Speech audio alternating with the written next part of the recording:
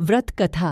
देवउठनी एकादशी व्रत कथा कार्तिक माह की शुक्ल पक्ष की एकादशी को देवउठनी एकादशी कहा जाता है। इसे देवोत्थान एकादशी, देवउठनी ग्यारस, प्रबोधिनी एकादशी आदि नामों से भी जाना जाता है। एक राजा के राज्य में सभी लोग एकादशी का व्रत रखते थे।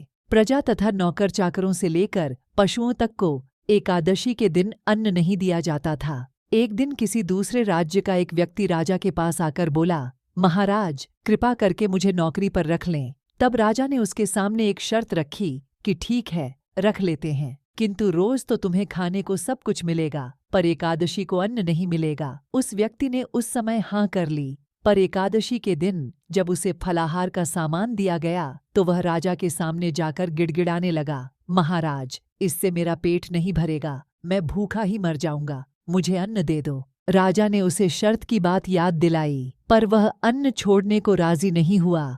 तब राजा ने उसे आटा, दाल, चावल आदि दिए। वह नित्य की तरह नदी पर पहुंचा और स्नान कर भोजन पकाने लगा। जब भोजन बन गया तो वह भगवान को बुलाने लगा, आओ भगवान, भोजन तैयार है। बुलाने पर पीतांबर धारण किए भगवान चतुर्भुज रूप में आ पहुंचे तथा प्रेम से उसके साथ भोजन करने लगे। भोजनादि करके भगवान अंतर्धान हो गए तथा वह अपने काम पर चला गया।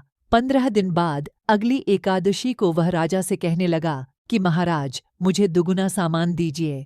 उस दिन तो मैं भूखा ही रह गया। राजा ने कारण पूछा तो उसने बताया कि हमारे साथ भगवान भी खाते हैं, इसीलिए हम दोनों के लिए ये सामान पूरा नहीं होता। यह सुनकर राजा को बड़ा आश्चर्य हुआ। वह बोला, मैं नहीं मान सकता कि भगवान तुम्हारे साथ खाते हैं। मैं तो इतना व्रत रखता हूँ, पूजा करता हूँ, पर भगवान ने मुझे कभी दर्शन नहीं दिए।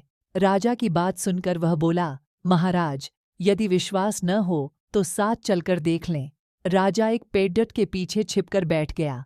उस व्यक्ति ने भोजन बनाया तथा भगवान को शाम तक पुकारता रहा, परंतु भगवान न आए। अंत में उसने कहा, हे भगवान, यदि आप नहीं आए तो मैं नदी में कूदकर प्राण त्याग दूंगा। लेकिन भगवान नहीं आए। तब वह प्राण त्यागने के उद्देश्य से नदी की तरफ बढ़ा। प्राण त्यागने का उसका दृढ़ इरादा जान शीघ्र ही भगवान ने प्रकट होकर उसे रोक लिया और साथ बैठकर भोजन करने लगे।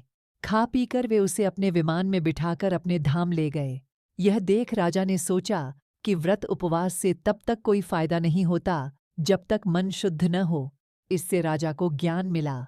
वह भी मन से व्रत उपवास करने लगा और अंत में स्वर्ग को प्राप्त हुआ। इति शुभ।